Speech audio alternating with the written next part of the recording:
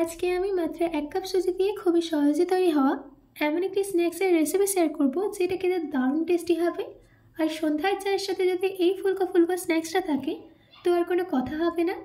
তো চলুন বেশি দেরি না করে শুরু করছি আমার আজকের এই সহজ রেসিপি। নমস্কার, আমি পিনু, কুক উইথ পিনুতে আপনাদের সবাইকে স্বাগত। এই রেসিপিটা বানানোর জন্য সবার প্রথমে আমি এখানে নিয়েছি 1 কাপ সুজি। সুজিটাকে 3 থেকে 4 মিনিট লো ফ্লেমে ভেজে নিতে হবে, যাতে এই সুজির মধ্যে থেকে কাঁচা গন্ধটা চলে যায়। আমাদের এখানে সুজিটা ভেজে নেওয়া হয়ে গেছে। এবার আমি এই স্টেজে এর মধ্যে অ্যাড করে দিচ্ছি 2/3 কাপ চিনি। চিনিটা আপনারা আপনাদের ইচ্ছে মতো কম বা বেশিও দিতে পারেন।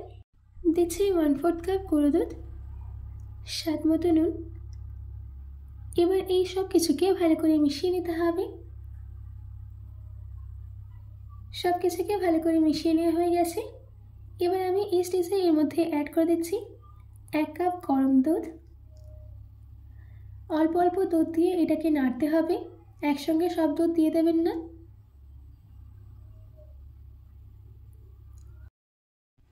এবার আমি এটার একটা সফট ডো রেডি করে নেব। দেখুন আমাদের এখানে ডোটা কিন্তু রেডি হয়ে গেছে। কড়াইতে সুজিটা লেগে যাচ্ছে না, তার মানে আমাদের ডোটা একদম পারফেক্ট হয়েছে। এবার আমি গ্যাসের ফ্লেমটাকে অফ করে দিয়ে একটা প্লেটে নামিয়ে ঠান্ডা হতে দেব। সম্পূর্ণ কিন্তু ঠান্ডা করব না, হালকা ঠান্ডা হয়ে গেছে। এবার আমি এর মধ্যে অ্যাড করে দিচ্ছি 1/4 কাপ ময়দা, দিচ্ছি 3 চিমটি বেকিং সোডা। এবার এই সুজিটাকে ভালো করে মেখে নিতে হবে।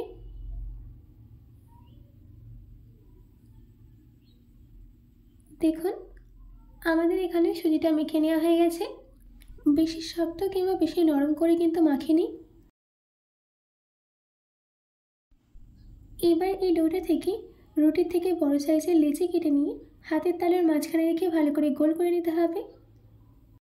ভালো করে গোল করে নেওয়া হয়ে গেছে। এবার আমি এটাকে বেলে নেব।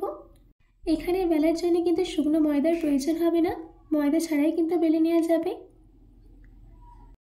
দেখুন বেশি পাতলা কিংবা মোটা করে কিন্তু বেলে নিই, একদম মিডিয়াম থিকনেসের বেলে নিয়েছি। এবার একটা তেলের ড্রামের ঢাকনা নিয়ে এইভাবে কেটে নিতে হবে। আপনাদের কাছে যদি কুকি কাটার থাকে তাহলে আপনারা সেই কুকি কাটারও ইউজ করতে পারেন। দেখুন সবগুলো কেটে নেওয়া হয়ে গেছে। এবার যেই এক্সট্রা সুজিটা আছে সেটা আমি তুলে নিচ্ছি, এটা আমাদের পরে কাজে লাগবে। এই একইভাবে আমি বাকিগুলোকেও রেডি করে নেব।